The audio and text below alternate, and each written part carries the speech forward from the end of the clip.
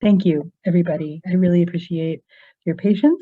My name's Andrea Boykowicz, and we have with us this evening representatives from 3724 Dawson. And we are going to be discussing some proposed changes to the configuration of that house. And thank you very much to Tom Scharf from City Planning for joining us today. And I'm going to explain a little bit about how this meeting is going to work. There's going to be a presentation about the project, and we will encourage everybody who is listening in, if you have questions, please to type them into the chat, and we will read the questions into the record as soon as the presentation is over. And if you have any follow-ups that you'd like to do, you are most welcome to unmute yourself, raise your hand, any other means by which you'd like to be able to ask those questions. If you have comments or opinions that you'd rather not share in this setting, you are welcome to email us at questions@opdc.org. You can chat them to us directly. We will relay the questions anonymously if you prefer to City Planning, and we will seek to get you answers to any kind of questions like that. I think, as Tom would back me up, if you have strong opinions about this project that you'd like to be able to relate directly to the Zoning Board of Adjustment, we will provide you with the meeting information once that is, the hearing information once that has been set, and you are welcome to deliver your comments directly to the ZBA. Believe that I covered everything that we needed to. Tom, is there anything that I missed out? I think that's key information. Yeah, folks can always go. If you're interested in what kind of qualifies as development activities meeting, what developments trigger that, you can go to the DAM webpage from City Planning. And yeah, I would echo what you said, Andrea, about I can provide the link to the ZBA email address for folks who'd like to, if afterwards, if they have strong opinions, want to testify to the Zoning Board of Adjustment, you can email them to get on their agenda to speak at the same hearing as the project. Great. Thank you so much, Tom. Appreciate it. This is my first time running a dam, and I am still remembering where all of the things are. So thanks everybody for your patience. So without further ado, Jason, are you planning to be the primary presenter? Yes. Brilliant. So Jason Roth, architect, please tell us about what it is that we have in store for 3724 Dawson. Thank you. So we're not planning on any exterior changes, or at least not any substantial ones. Essentially, the situation is that this house, this property, has been occupied as a two-family residence since it was purchased by two families in the 1930s.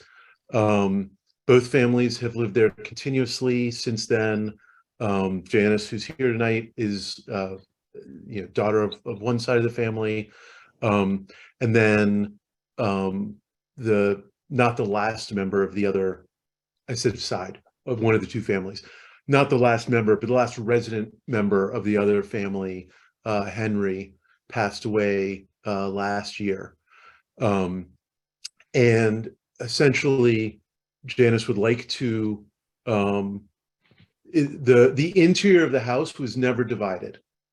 The one family lived on the first floor, the other family lived on the second and the third floor, but they shared a front hall.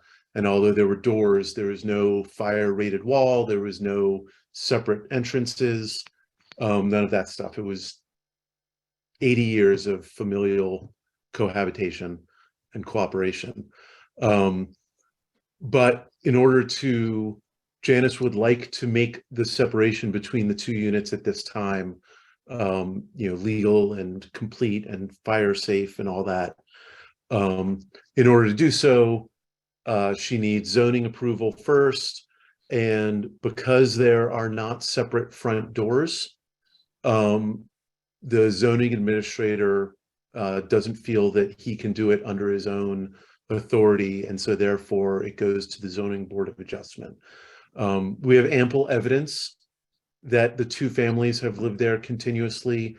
We have the original lease, we have records from the city directory prior to the establishment of the zoning code, showing that it was in use by these two families. They were both resident at that address. And we have neighbors, there's still neighbors, even though it's mostly college students in that area now. There's still some neighbors who remember both of the families residing there.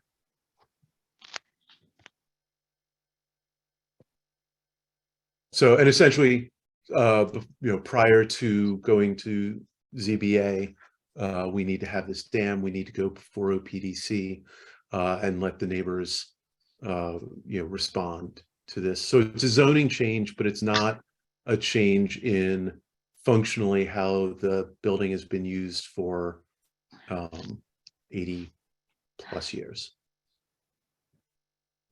So, Jason, just to sort of prompt a little bit, you were saying that there would be some modifications to the interior of the structure to sort of create a more obvious separation between the two units. I was wondering Correct. if you could explain a little bit about exactly what that entails on the interior. Yeah, so we haven't gotten as far as the final drawings, but essentially what it's going to be doing is taking that the front hall and the stairs to the second floor and enclosing that as a fire separated lobby so that each unit has a fire rated door that opens into that lobby, that shared lobby, and then the single front exterior door would be used. There shouldn't be any need for a fire escape in a 2-unit building of this height. Code permits just a single means of egress. So the existing stair, interior stair should suffice.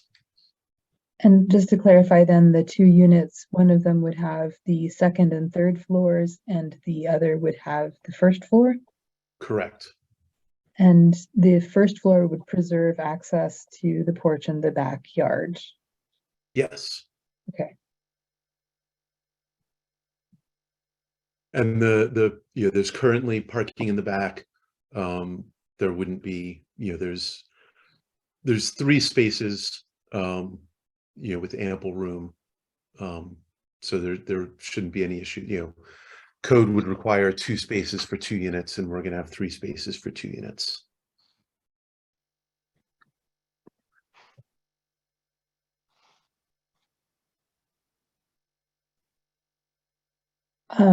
Not to ask you to characterize, but the concern that the zoning administrator had with regards to this plan, were reasons articulated as to why it was beyond the zoning administrator's authority to make a decision without the board? Yeah, essentially it's in the absence of 2 front doors or some other physical exterior manifestation of it being 2 units. So the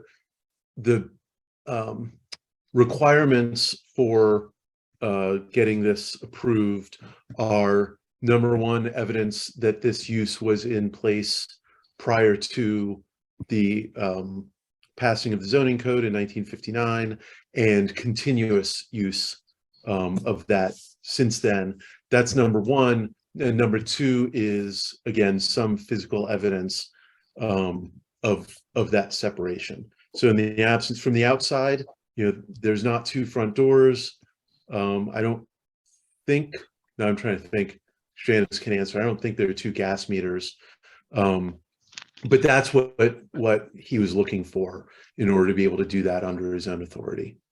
I see, and Janice, you have a raised hand, but first there is a question in the chat about how the second floor would access the parking, and the answer is they would go out the front door and walk along the side. There's an existing concrete walkway along the house within the property, so that shouldn't be an issue. Janice, what do you have to say? Thank you for your presentation and input, Jason. For 80 years, not only 2 families, but 3 families lived here at any given time. The front door, when you walk in the front door and through the vestibule, the access that was gained up directly upstairs, there's a common hall. Okay, and there are 2 full baths, 4 bedrooms and a kitchen. Those people lived up there, and Henry till his death, February 3rd, almost a year ago. Downstairs there are 3 exits out, in and out of the house, and myself and the other family have lived here. When you come in to the dwelling, to the left, there is entry and exit into the first floor apartment. That's the way it has been, and that's the way we have lived here for a combination of over 80 years. It's a bit confusing to me as to why every other property on the street, including the one next door, has 3, the one next door to it. In fact, along the whole entire street, nobody has 2-door entrances. None. 0. I'm not as sure as to why. I'm willing to do everything to make this legal, but it's unfortunate, as I have my attorney here, Jeffrey Lochner, confused as to why this property is not grandfathered in. Certainly, I want to do everything I can to make this a safe and legal dwelling. But I'm not sure why it's not grandfathered in, because there's not any other house on the street that is including Right. everyone across from me, aside from me. Nobody has 2 doors. For why am I being requested to do Okay. such a thing? Janice, respectfully, this isn't this place. We don't have an answer for you here. This is simply just straight up just the facts, ma'am, about what it is. Thank you, Andrea. I get that, but my attorney's sitting here, and it's a bit frustrating because it is financially burdensome. Yeah. I certainly, as an active participant in the community who has worked hard for over 40 years of my life, involved in public safety and zoning issues and such, for me to be going through this. I want to do everything I can to make this a legal dwelling. I'm not sure why it's not being grandfathered in. Okay. I don't have a good answer for you either, But I just want to mention that I do have my attorney here. I do have a neighbor here, and I do have some other neighbors that have lived here since the 40s. If we need to offer their support and attest to that they are aware of and have befriended the family members, both families that have lived here since the 1940s and 30s. okay. We have a question here in the chat from Mark about whether or not utilities will be separated here. Jason, is that part of the scope? I'm sorry, could you repeat your question? Certainly. There's a question in the chat which is asking whether or not utilities will be separated, given that. I see it now. I would expect so, but we have to. I haven't looked into the mechanical system yet to see how we would prefer to separate it. But I mean, partly there's going to be a question of cost. But there's also just going to be a question of, functionally, what does that look like to separate it out? If it ended up just having to be, some other arrangement of, single gas bill that's split, or if the rent, it's pretty common in older Pittsburgh buildings for heat to be included with the rent. So that could also be the situation. Andrea, Yes, Janice. I have a friend, Mark. So what Mark are you referring to? I have a friend, Mark, sitting here. There was a mention in the chat from Mark Oleniak. Okay, Mark Oleniak. The issue with the utilities, okay, for 80 years, 2 families have lived here and the utilities have been handled appropriately and whatever we need to do to make this safe.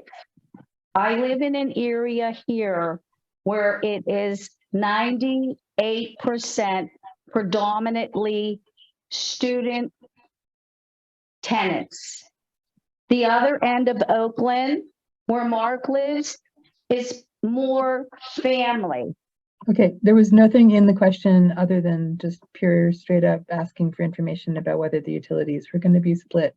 Yeah, the utilities being split is as the architect, and I have done everything legally. I have my attorney here, I have neighbors here, and I have an architect here. I have spent quite a bit of money.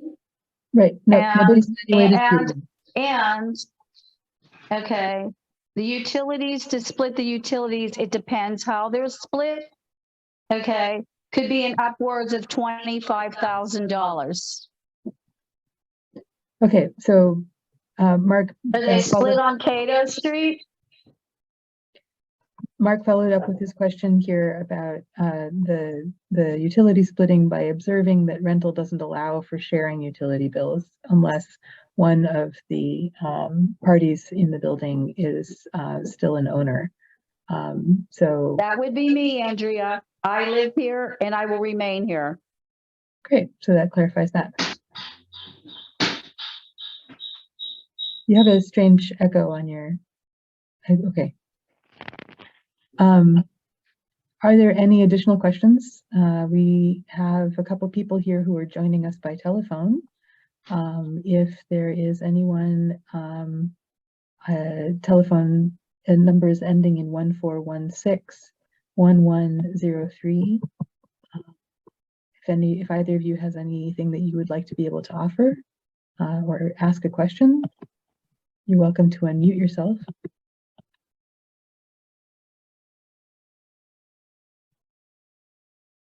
I think the 1103 is a friend of Henry, the decedent's. So I want to clarify, I live here. I've lived here for over a year since Henry's passing. And this will be owner occupied and rented. I'm 1103, Dev Myers. Hi. And I'm sorry, not a friend of anyone. we have 2 1103s. Oh, I apologize. Please, Ms. Myers, if you have anything that you'd like to say. no, I have nothing else. I just wanted you to know that I'm not related to anybody. Thank you so much for letting us know. Thank That's you. great. There is another 1103. That's fine. That wasn't the person that we were Fred, talking would you like to speak up? Okay, I guess he's. There's only one such person on the phone at the moment, so that was not that. There should be Philip Gentili and Stella Gentili. Yes, if nobody has anything that they need to say or they want to say in this context, nobody's required to speak here. So just wanting to make sure that people knew that they could unmute if they had anything. Hello. Hello. He is trying. I'm the other 1103. I'm sorry, I was muted there. But yes, I'm the friend of the departed Henry Chanchosi, so I'm just listening and will participate if need be. Thank you. Thank you so much for letting us know. Yep. So. Are they, Andrea, are the utilities, they're trying to get on, and do you see them on? Because I don't. Janice, that should let you know I'm on by computer with my mother's here. Thank you. Okay, they have something to say. Do you? In regards to how long, well, my mother's lived here since 1944, and I was in the house I've been here from 64 until I moved out in 87. So we've known Janice in the situation in the Chanchosis for a very long time. Mhm.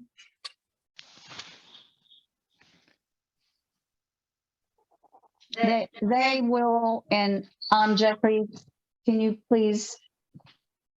My attorney would like to say that. Yeah, I did I'm doing the estate work for Henry Chinchosi's estate, and we did a title search which showed that the Basilicas and the Chinchosis, two separate families, purchased the property in 1933, and the title search showed they remained in title together up through I guess 2003, when the last of the Basilicas died and Henry Chinchosi purchased that interest. Janice was a member of the Basilica family, and she remained in the property up through the current date. And so even though at that time, the last probably 10 or so years, there was only two people in the house, they were still from two separate families. But if you have any questions regarding the title, I can answer that. I don't have personal background information on the occupancy other than what information Janice provided to me. And we have together, we have affidavits from those that have lived in the neighborhood, those are aware of the situation, and my legal counsel will submit them. And we also have Guy Giampolo here that would like to add. Excuse me, I'll just mention, my family knew the family for 100 years. I'm 61. I don't know why she's going through this business. I hope you guys fix it. Right. So this I is support Janice, and it's just the way it was. great. Okay. Thank you so much, Guy. I appreciate it. So yeah, this isn't necessarily where we need to specifically build a case. This is mostly just providing an opportunity for anyone who might be dialing in with questions or comments to get those questions answered or comments registered. It's totally fine. So there's no, this isn't the board. This isn't the place where we need to make a specific argument, just to reassure everyone. Andrea, I do have a question as the person that's the owner that bought the property out upon Henry's death. I'm very curious, being immersed in the properties in every end of Oakland, okay, and my community service. I'm real curious as to why that all of these other properties, and the majority of them, I would venture to say 80%, my research shows, the where utilities aren't split, okay, and where there's not double front doors. Why is there no process between grandfathering in when legal counsel handed the architect the information? Why is it either this or a ZBA? Like, why isn't this just being grandfathered in? So I can't speak about any of the other properties that are around you, Janice, because I don't know exactly, which ones we're talking about. We haven't conducted research on each and every one of them. As you know, as a longtime resident, right, there have been numerous occasions in which things were done without any specific permission, where then the onus is on the neighborhood to prove wrongdoing after the fact. It's a little hard to do. It's also the case that this process has been further clarified over the years as we've gone. And this step of having a development activities meeting, yeah, for instance, is part of among the clarifications to that process that is fairly recent. So sure, there are a lot of houses around us that have been converted from single or double family dwellings into multiple unit structures, but not all of them were done legally. Not all of them were done according to the then current process, and there have been changes to the process along the way.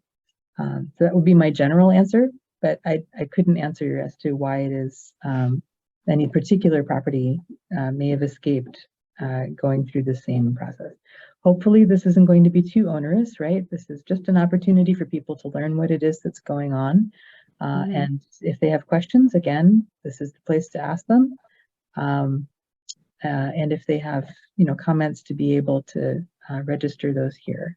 Of course, people are always welcome also, if they have comments or if they have strong feelings, to register those with the Zoning Board of Adjustment. So I did want to add that I went all the way up from Bouquet to Dawson, the other end on to Fraser. There are only 2 houses. There are multiple dwellings, multiple rentals with only 2 front doors. okay, does anyone have any? Yeah, Sorry? I should just clarify, and I think we can probably wrap it up, but the 2 front doors is not a requirement of the code. It's the way, it's a piece of evidence. And Okay. they need a certain amount of evidence in order to approve this without going through a public process. So in the absence of the 2 front doors, they say, okay, you've got these paper records, but is that really enough? And so they kick it over to the ZBA. And that's where we are. When do you expect to go before the ZBA? There's a question for the gentleman from zoning. City planning. So Tom has just posted here in the chat that there is the link to the ZBA. I don't believe that the hearing date has been set, but this particular development activities meeting, like all development activities meetings, are required to take place at least 30 days, preferably more than 30 days in advance of the hearing, to give everybody adequate time to file comment. Obviously, this is a pretty straightforward and simple project, but this process is devised to, support and, enable the review of projects that are considerably more complicated. It can take some time sometimes to review all of the different implications for a more complicated project. And that's why there is that kind of a long lead up time. So following this established procedure, in another 30 plus days, there will be a hearing at the Zoning Board of Adjustment that will include a report out. Thank you very much, Tom. From city planning as well as from us about the proceedings of this evening's meeting. So Thank you. Thank you. Thank you all. Thank So, you. one last call for if anybody has any questions, but otherwise. I appreciate everybody's input and support. I could assure you as an active member in the community that I've hired an excellent architect and a lawyer to make sure things are done appropriate and in a safe manner. I remain here. It'll be close to a year after Henry's death, and I will be remaining here as long as I'm able to. Okay. Thank you everybody for your time this evening. If you have any other questions or comments, please feel free to send those along. You can find them linked on our website. This particular meeting is linked, as all of our meetings are linked, at opdc.org/events. Wanted to call everybody's attention. Thank you so much, Jared, for putting that up there in the previous slide, that we have a meeting scheduled tomorrow, the Let's Talk meeting, where we will be talking about rental registration and quality of life ticketing. You're most welcome and invited to join us. And there's sure to be a lot of interesting discussion. Is it actually at 5 o'clock, Jared? Typically, those meetings start at 6. Is it 5, Jared, or 6? It's at 6. I'm very sorry for that typo. Okay, so tomorrow at 6 p.m. And there is a Zoom link on our website again at opdc.org/events. And coming up then on the 31st at 5:30, there is another development activities meeting for modifications being made to the corner in West Oakland at the corner of Terrace and Robinson Street. And that is a slightly more involved project than this one. So if you have questions and would like to hear what it is that the corner has planned, please do plan to attend that. And with that, thank you all very much for your time and Thank attention. you. And I hope you all have a pleasant evening. Thank you. Thank you all. Thank you, Andrea. Thank you all.